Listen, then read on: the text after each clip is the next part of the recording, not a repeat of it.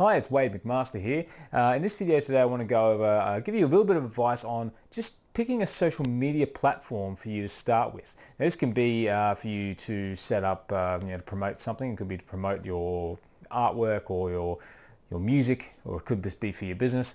But you're probably wondering just exactly where you should start. There's a lot of information out there about certain platforms, but it's really difficult to pick which one is going to be best for you. So in this video, I thought I'd go through a few, just a bit of information and give you a little bit of advice on how, if I was starting again, exactly what platform I would choose and why. So to give you a bit of an idea, these days I actually use a lot of social media across for one, my business. I am a full-time designer. I work from home, but I also make a passive income online through other mediums. So a lot of it's through blogging. I also do a bit of YouTubing, as you can see here, watching this video on YouTube. And I'm actually across a fair few platforms, but it's not something that I have started off doing all at once.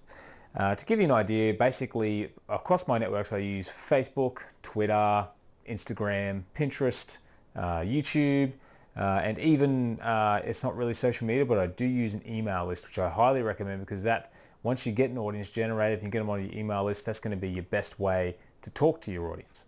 But that's a topic for another video, the email list. But I do throw that one in there because it's important to realize if you're going to be on social media, you definitely want an email list to funnel people to. But the reason I want to talk about that is not so much, you don't necessarily want to go and get yourself set up on all the social media platforms at once. You can do it technically and post the same stuff and, get moving that way, but it's probably best if you can just find one platform to really own it and really understand how it works, how to spread your message and get more followers and more likes or whatever it is you're trying to get. Then you're going to be able to more easily take that information and apply it to a slightly different platform, move on from there. So it's not just about picking the most popular platform out there. There's personal preference, and there's also platforms that are really made specifically to suit basically what you're doing. So finding a unique social media platform, it can also be good for you too. You might not go straight to the Facebook or the Twitters of the universe or the Instagrams, but you might find that there's something else out there. Like, for instance, if you're an artist, getting onto Behance or onto DeviantArt or something like that can actually be a really great way for you to actually cut through all the noise of the popular platforms and reach people more directly, because they're actually built for art or whatever it is that you're doing.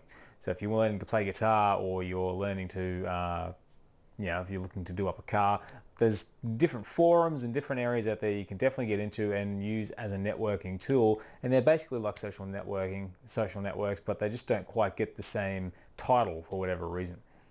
But it's definitely worth considering a unique social platform if you can find one out there. Now, one of the reasons I suggest you actually find one platform and start there is, as I said before, you learn that platform, you can move that knowledge off onto another platform. But the other thing is, you also need to learn how to be consistent, how to plan out what it is you're going to post. You need to actually make sure that you learn how to adapt your posts to give your audience what they want. There are all these things you should be trying to focus on learning more than several platforms at once, which is actually pleasing your audience basically, because people don't want to go on social media and just see you, throwing out pictures of your dog and things like that. They want to see, or even just have you talk about yourself. They really want to see what's in it for them. So you want to make sure when you're on that one platform, you're learning to reach more people and get more followers, that you're actually going, okay, what does my audience want to see? And then you're basically learning kind of a global skill set, which means when you do move on to the next platform, it's going to be so much easier, because for one, you've learnt more or less how social media can behave on one particular platform.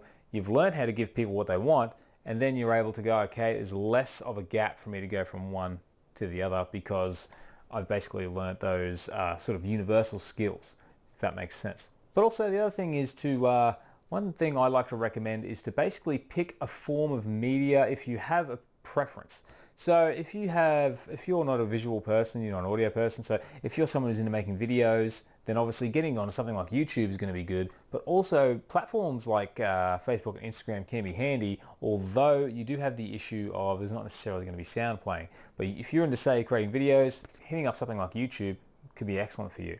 If you're into creating art and visual work like that, then obviously Instagram is definitely going to be the number one place for you. Maybe also Facebook, Pinterest, because that's where you can really create a lot of visuals that you can post and people are going to see them, because visuals and videos tend to perform a lot better than other post types in social media, generally speaking. But there's also, for the people out there who are creating audio, so things like music or, even if it's just you talking or whatever it is you prefer the audio format, then you probably look at other places. There are obviously other platforms out there like SoundCloud and that, which are more audio focused. But if you're talking about social media, like mainstream social media, then it can be more difficult, although you can adapt that to something, say, like YouTube, where you can simply create a video with that audio over the top of it, using either some B-roll footage or even could just be footage of you playing the music, or just even just a still image. It's another way you can sort of get that audio on there if you're looking to pick something that fits that bill. So this is great for bands and musicians. You can put stuff onto Facebook and Instagram and just maybe have a little caption on the video saying, speakers on to hear this, and you can basically reach people that way. But one reason I mention this is because if you're someone who likes to write a lot and you're very passionate about writing, then obviously something like Facebook is probably going to be more suitable because of the fact you can write a lot. Instagram as well. However, with Instagram, you're focusing more on imagery. So you need to sort of look at each platform and figure out, okay, what's my preferred method of delivery in forms of media, and which platform is best suited to that? Because at least you're starting with something that's going to be more suited to your comfort zone, and then you can slowly step it up from there. The other thing is you can then, as I mentioned with the audio, you can then sort of go across platforms. If you are someone who is into writing, there's no reason why you can't get an image made up or make an image up in a free tool like Canva or use Photoshop or something like that. You can actually put some of that writing into an image and then post it up, and then you got Facebook, Instagram, even Pinterest covered that way, because you're actually getting out there with your writing. It's just that the writing's been put onto an image. And if you want to move on to audio, simply someone reading your writing, or video, you can have the writing show up on the screen. You can have some read it, not read it. Finding ways to take your media, the preferred form of delivery that you want to work in, and then adapting it to the other mediums is going to be a skill you can develop over time, and then you can slowly get to that point where you're able to deliver across all social media platforms. Because you've taken that initial, I want to do video or I want to do text, and then spread it across everything, it's actually going to be a lot easier for you to succeed. Now obviously you can't do a lot with imagery, video and audio in a text-only post, but there are very few, like social media is these days very reliant on imagery and video. So between those two, you can generally fit just about anything you need to in terms of delivery. And the other thing is, once you get that all sorted, you can begin to automate just a little bit. So for instance, if I've got a Facebook profile, a Twitter profile, an Instagram profile, and let's say even a YouTube account. So I've got 4 profiles on social media. I can set up things using tools like ifttt.com or other link ups, which I'll actually list a few tools in the description below. But you can set up on ifttt.com.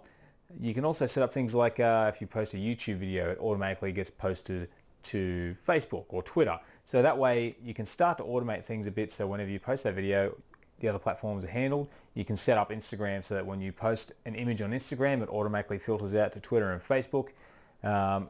Setting up ways that makes it more efficient, because you don't want to be hands-on on 4 platforms, because you're just going to be finding yourself constantly trying to do things. The other thing too is getting a hold of some scheduling software. I personally use Buffer. There's a free option available for that, but I actually use the awesome, or now the business plan it's called, which is $10 a month in US dollars. It allows me to create a stream and schedule posts, so that way I can get them all out. I can set them all up. I can sit down sort of one morning of the week if I want to, set up the week's posts, and they will just filter out throughout the week automatically. Of course, if you do want to do that, then you want to make sure you're still interacting with people. You don't want to be just putting the posts out there and disappearing. Make sure you every now and then you pull out your phone and you go through and you check, and just actually respond to people. Make sure that you're being a part of the community, being social and networking on a social network, because that's basically the whole idea of it, is for you to network. It's not necessarily just a technology or tool that you need to take advantage of, but treat it like actual networking. You're actually meeting people, talking to people, interacting and offering quality. Now the other thing too is, just to backtrack a little, is if you're going to use scheduling software, you can quite often create one post and apply it to multiple social media accounts. So if I create a post for Instagram, I can then go, I'll pop that on my Facebook and my Twitter also automatically. And there's things like that you can do to make it a bit easier as well.